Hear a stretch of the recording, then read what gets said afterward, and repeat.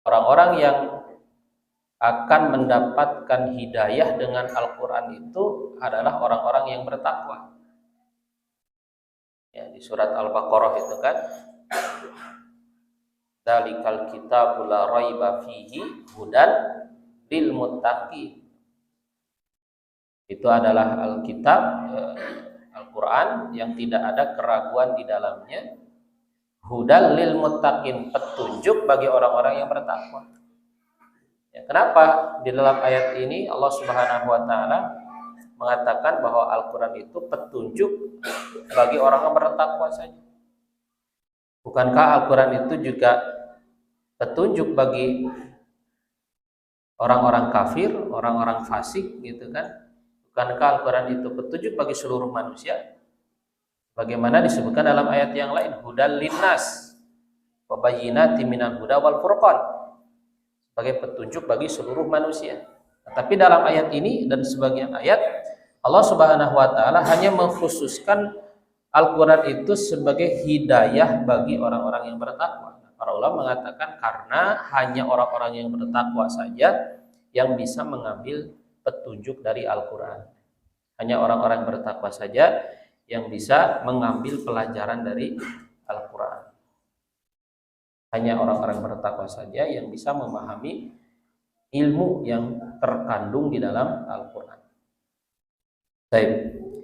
Kemudian penulis mengatakan fa'adamul istijabati li awamirillahi fa'adamul istijabati li awamiril Qur'ani was sunnah, maka tidaknya mereka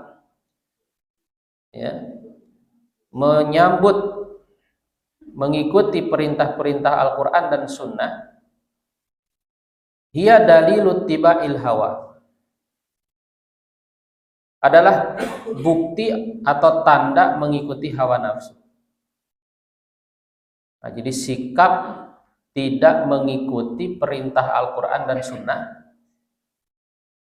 tidak mengikuti perintah-perintah Al-Quran dan Sunnah adalah tanda dari sikap mengikuti hawa nafsu.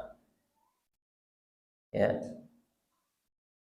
Dalam surat Al-Qasas ayat 50 Allah mengatakan fa illam yastajibu laka, maka apabila mereka tidak menyambut seruanmu, tidak mengikuti ajakanmu, fa'lam, maka ketahuilah olehmu annama yattabi'una ahwa'ahum, bahwasannya mereka itu hanya mengikuti hawa nafsu mereka.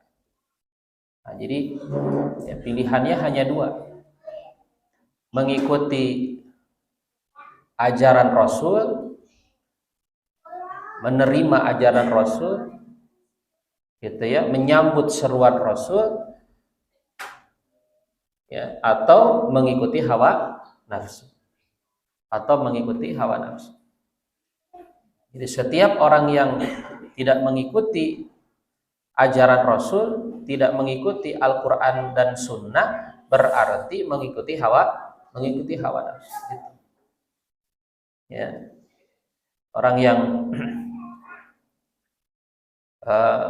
perbuatannya, perilakunya, amalannya itu tidak sesuai dengan Al-Quran dan Sunnah, maka berarti mengikuti hawa nafsu.